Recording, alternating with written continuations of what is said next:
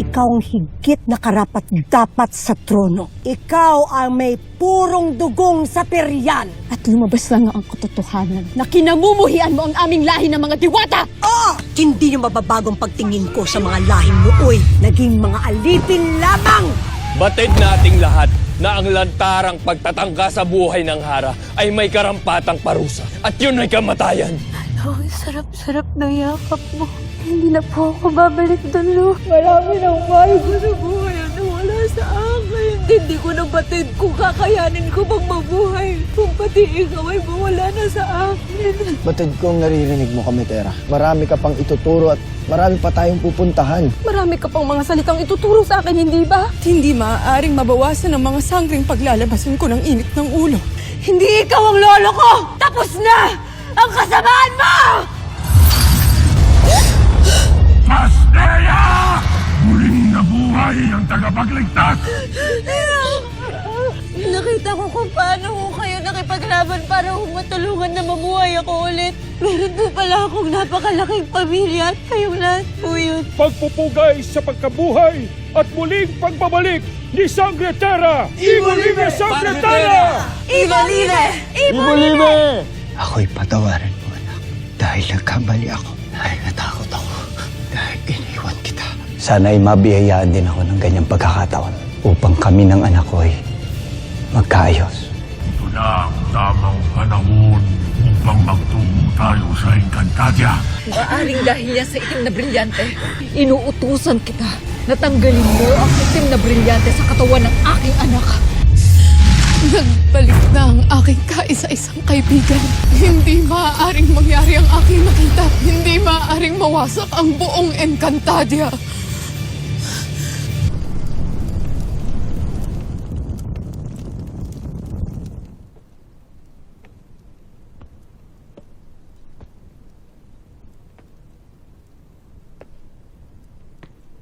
Ano't ako'y iyo pang ipinatawag.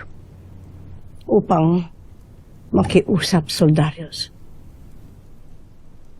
Bilang Rama, meron kang kapangyarihan na bawiin ang parusang ipinataw sa akin. At bakit ko naman babawiin ang aking pasya? Pagkatapos ng iyong pagtataksil sa Hara, sa akin, at sa Carian. Maawa ka sa akin, Hadia. Ipatapon mo na lamang ako sa isang malayong kagubatan. Pagbawalan makaapak sa sapiro kailanman. Ngunit, huwag kang pumayag na ako'y mapaslang. Ang batas ay batas. Ikaw mismo ang nagturo niyan sa akin, Ashti. Ngunit ang pagiging magkadugo natin ay higit pang matimbang sa anumang batas. Soldarius, akong iyong Ashti. Akong nag-aruga sa iyo. Simulat sa pula na mayapang iyong mga magulang. Aking pakiusap. Huwag mo ko ipagkakanulo.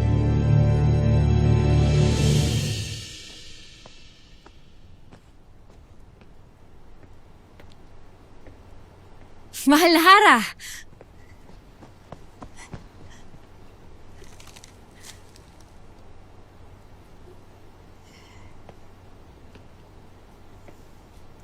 Kanino kaya galing ang sulat at bulaklak na ito?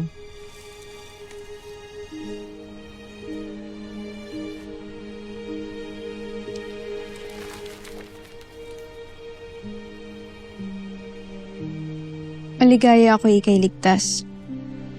Nakakulong ng utak sa pagtatangka sa iyong buhay. Panalangin ko wala na uling mga has na manakit sa'yo. Mahal na Hara. Tila hindi sanay sa ensya ng sumulat nito.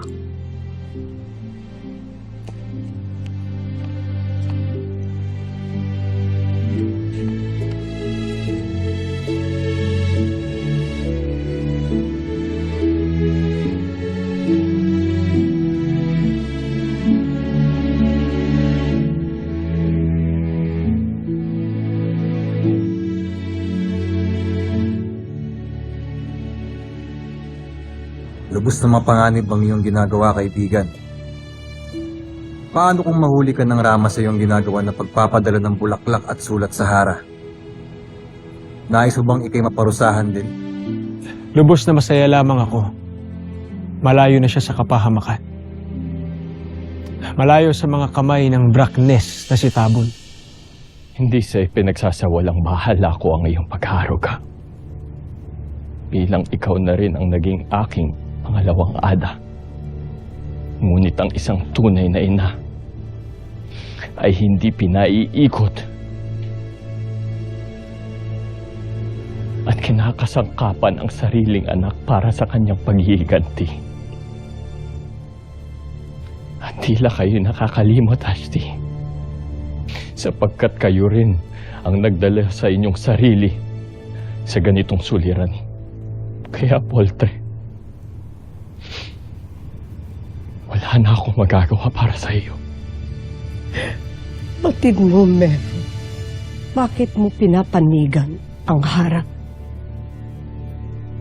Ni hindi mo naman siya iniibig. Dahil ako ang bana ng Hara.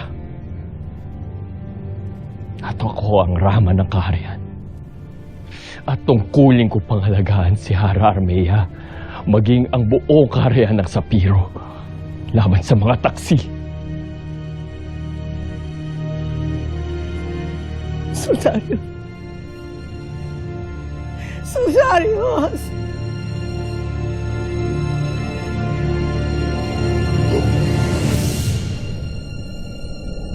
Maingat nang binabantayan ng mga kawal ang itim na brilyante sa kamera.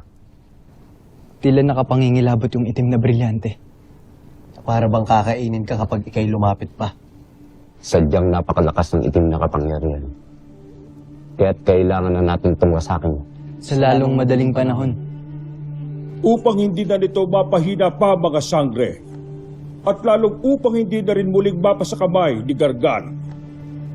Ngunit, paano ito mawawasak? Tingin ko'y ang mga bagong sangre rin ang makawawasak ng itim na brilyante. Ngunit, tiyak ko rin ito'y hindi magaganap ng walang paghihirap.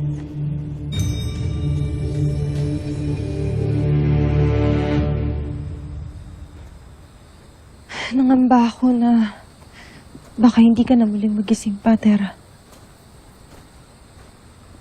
Takot ako na mawala ng isang kaibigan.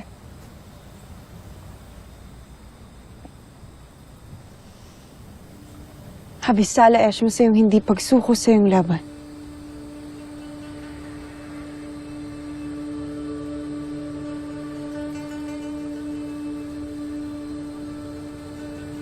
Sapagkat kulang kami kung wala ka. Abisala Eshma sa inyo, mga Albe. At sa iyo, aking kaibigan. Hindi kayo sumuko para makahanap ng paraan para mabuhay akong muli. Nagtungo pa kayo sa Balaak para lang makahanap ng sagot. Tila napakarami mo talagang alam, Tera, kahit nasa loob ka ng brilyante. Dahil Adamus, may mga pagkakataon na napapanood ko kayo na para bang sa TV habang nasa loob ako ng brilyante ni Gargan. Nais ko lang magbalik ka sa mundo mo, Tera. At nais ko na muling makapanood ng mga palabas mula sa TV ni Nunong Papa. Huwag ka mag-alala, Adamus. Sa oras na matapos natin ang misyon natin, magbabakasyon tayo sa mundo namin. Sigurado ako na initan at nahirapan kayo sa Balaak. Tama? Salamat na lamang kay dating Haring Meme na nagbigay kasagutan sa amin kung paano may babalik ang iyong Eve dress sa iyong katawan. Memen? Si Memen ang ama ni Mitena, tama?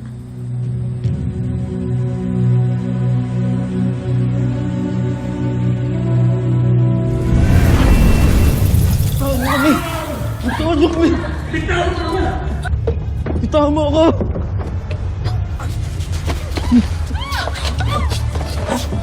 Pakuha niyo kami! Gagawin na sa amin!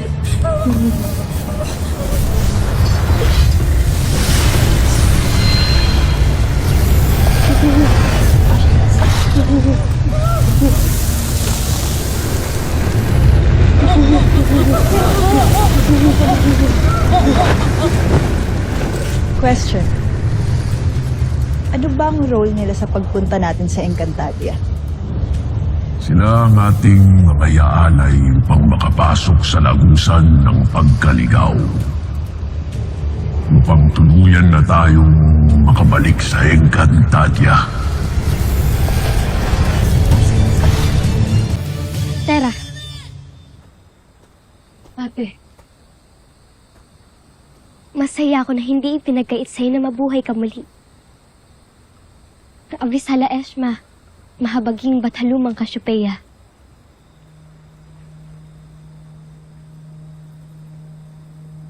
Poltre, aming mahal na Alpe. At hindi namin na itanong kung paano ka mabubuhay. Huwag kayong humingi ng tawad, Flamara.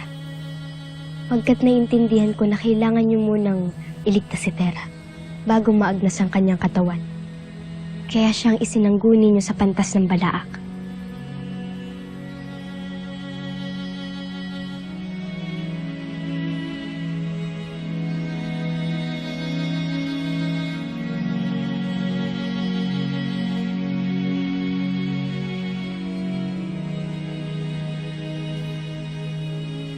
Bathalumang Kasyupeya. Abisala Eshma. Maraming salamat po sa isa naman pong pagkakataon na mabuhay. At makasama po ang mga mahal ko.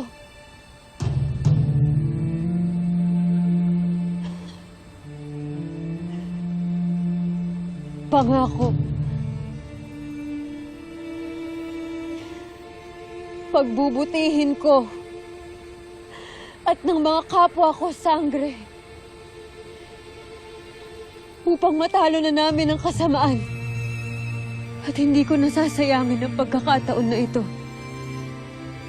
upang maging mas mabuting tao at higit na mas mabuting sangre. Tunay kaming maligaya sa iyong pagbabalik, Sangre Terra.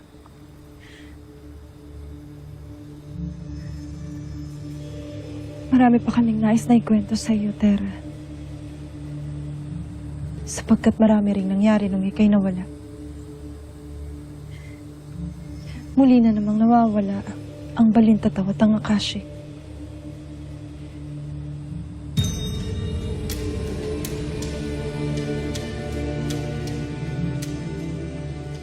Kailangan na nating malaman kung paano natin tatalunin si Gargan.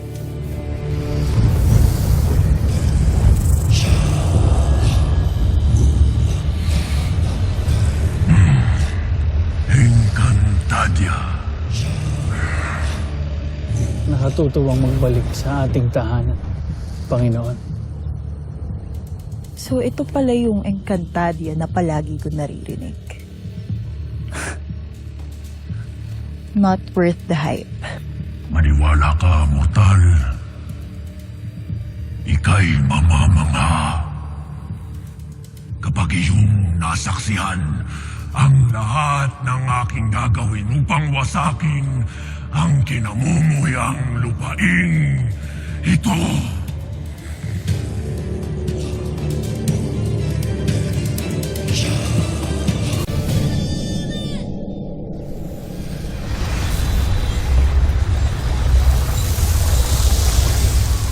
Kapangyarihan ng apoy, hangin, tubig at lupa. Tulungan kaming wakasan ang kadiliman at kasamaan ng itim na brilyante.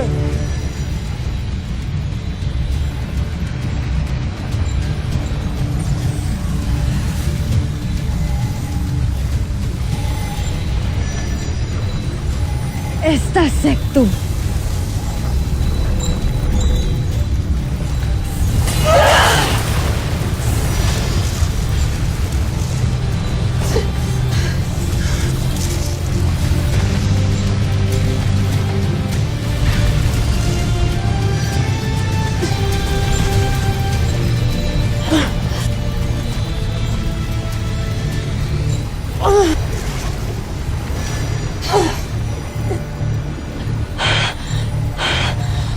Tila nahihirapan ang mga bagong sangre.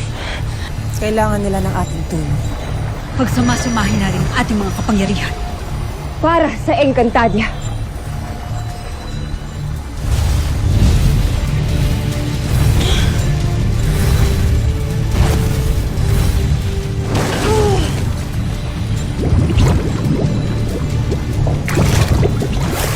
Para sa Encantadia!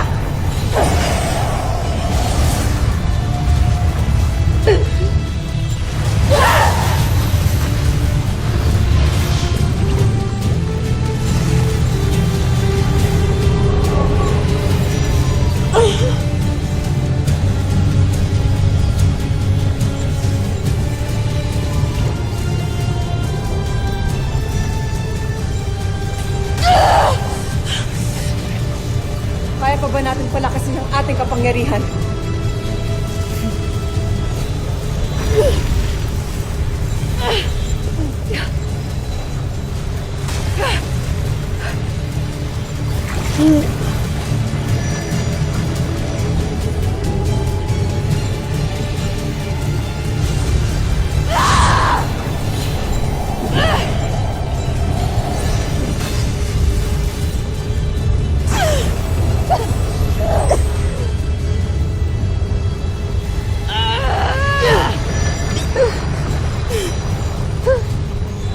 Tila tinatapatan lamang ng itim na brilyante ang ating mga kapangyarihan.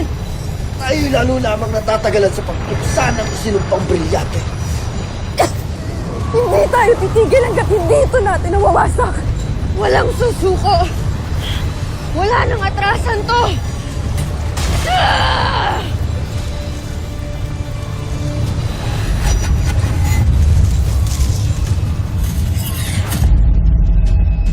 Mangangal na sangre, kahit ano ang inyong gawin, ay hindi ninyong mawawasak ang aking itim na brilyante. Sila'y sugurin na natin upang maibalik sa iyo ang iyong brilyante, Panginoon. Sang tunay sa ngunit mayroon muna akong isang bagay na nais mawiin.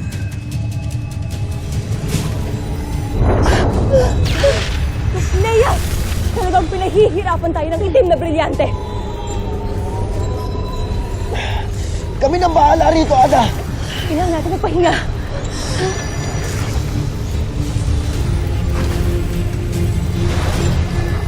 Gamitin ninyo ang inyong mga brilyante upang gumawa ng pananggalang. Samar! Leia! Adamos!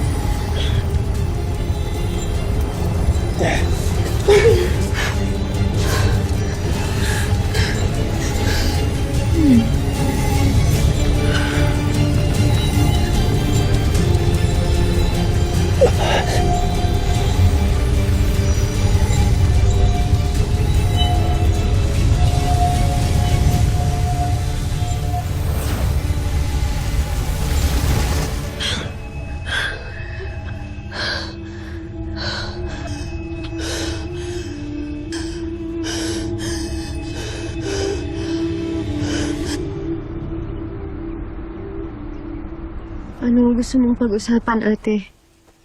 May mahalaga ka bang kailangan sabihin sa akin? May bago na naman bang problema? Tera, mangako ka sa akin na pakikinggan mo ko. Oo naman. Pangahawakan ko ang iyong salita, Tera.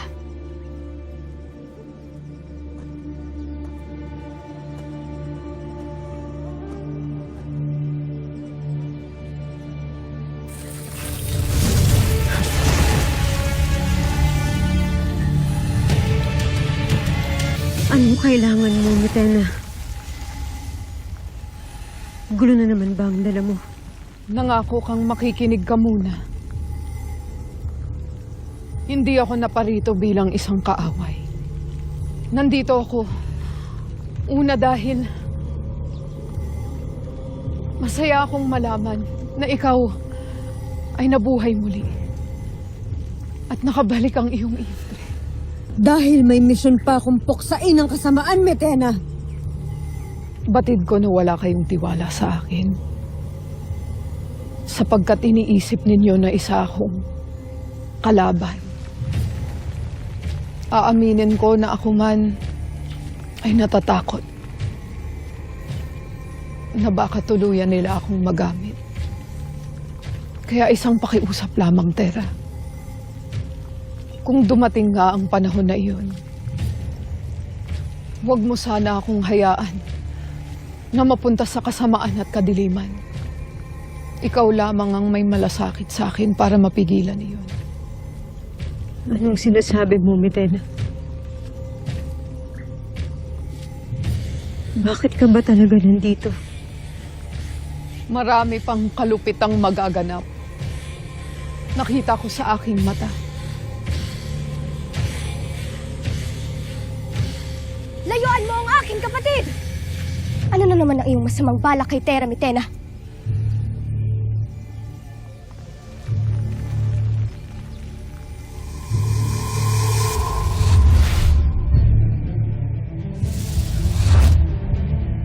Tera? Gaia?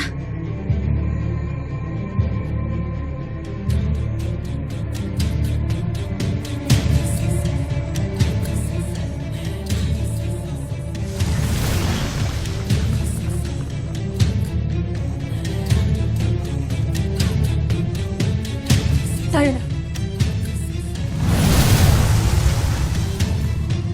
Gaia, hindi ko nais na manggulo. Lumayo ka sa aking mga anak. Kahit pagsama-samahin ninyo pa ang inyong mga kapangyarihan at inyong mga brilyante, ay hindi ako aalis dito hanggat hindi wala!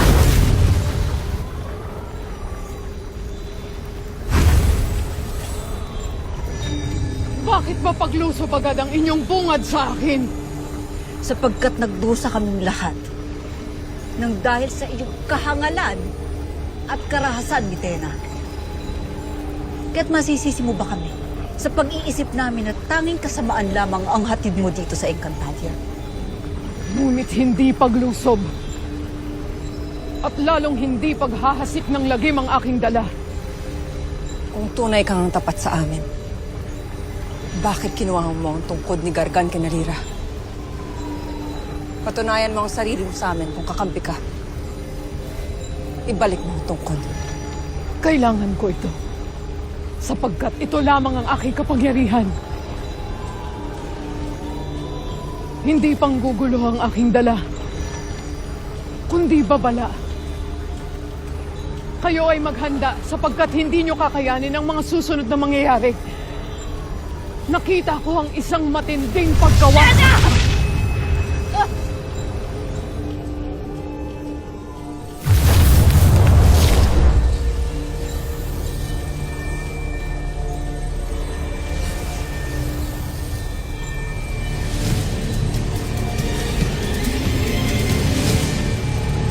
Sa bisa ng aking kapangyarihan, tanggapin mo ang parusang kamatayan.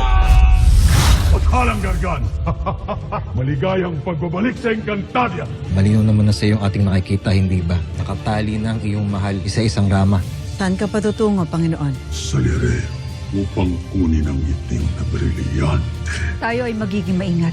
Maging sa Mitena na yon. Maaaring pinadala lamang siya ni Gargan para tayo ilansiin.